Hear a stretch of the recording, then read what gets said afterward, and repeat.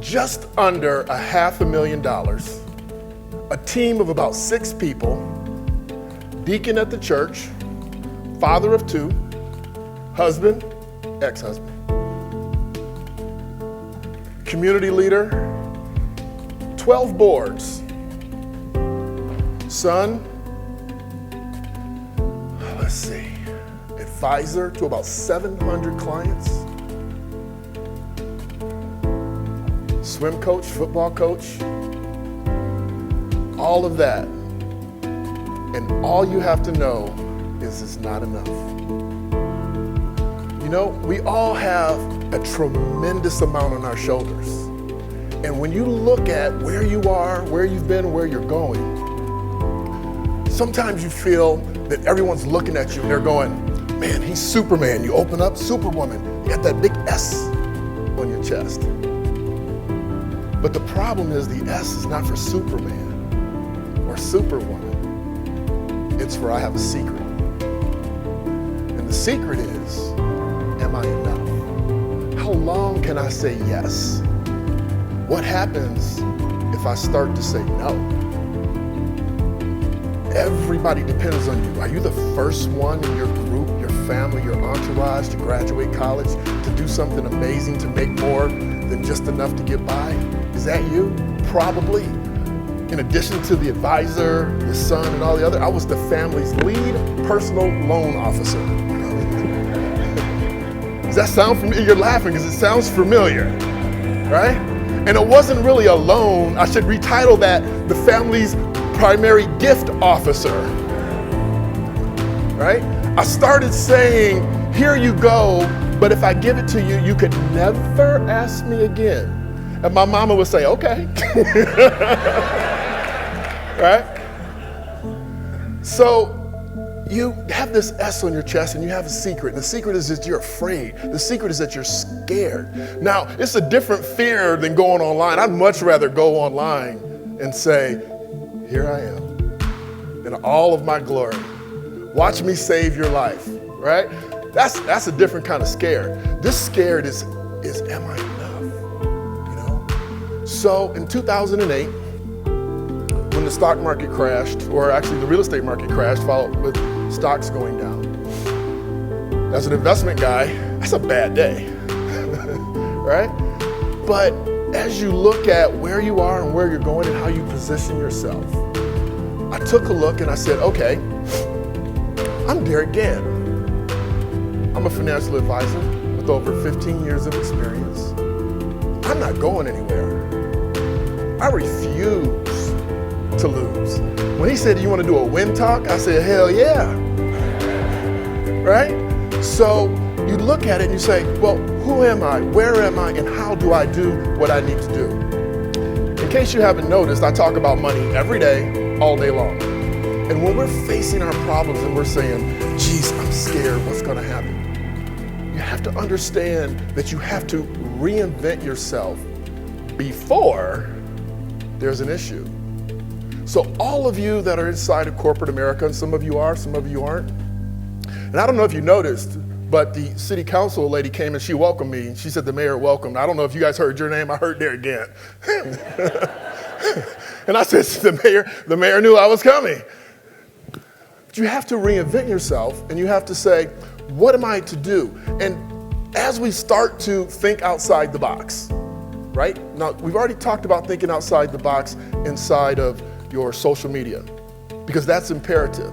And saying how great you are, you know, I will say this, I need to add how great I am as I help other people instead of just how great I am. So we'll start adding that, how I help people.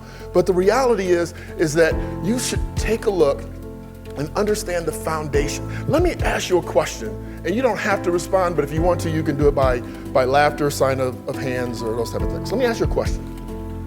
How many of you would take the proposal that you have, would take the idea that you have, would take this amazing thing that you have and take it to the next level or any level you could if your personal financial situation was so tight, if they let you go, it didn't matter?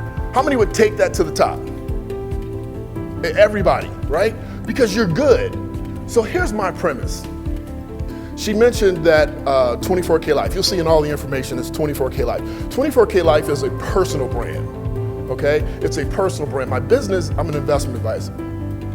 My personal brand believes this. If you were to light gold, burn off all of your impurities as much as you could, procrastination, I'm tired, I'm not in shape, I don't have enough money. So if you were to solidify your life, burning off all of the things that are holding you back, and that means that you become the best version of yourself. You become awesome. And I believe awesome cannot be denied.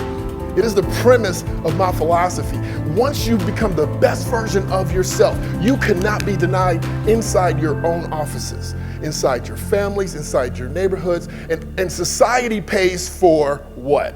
Now we're talking money. Forget likes. And I understand engagement gets you opportunities. And opportunities come in the form of offers, money, oh Jesus, money.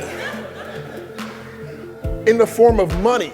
And as you do, now don't get me wrong, I'm not saying that money solves everything. What I'm saying is that if money was not your issue, you would be amazing. Because why else would you let anything hold you back? So why don't we foundationally structure ourselves to be bulletproof? Why? We got to burn off those impurities. We got to decide that there is nothing more important than to reach our greatest potential, because that is the responsibility that He gave us. And if you don't know who He is, I can't help you. But He gave each and every one of us an ability, a talent, a skill.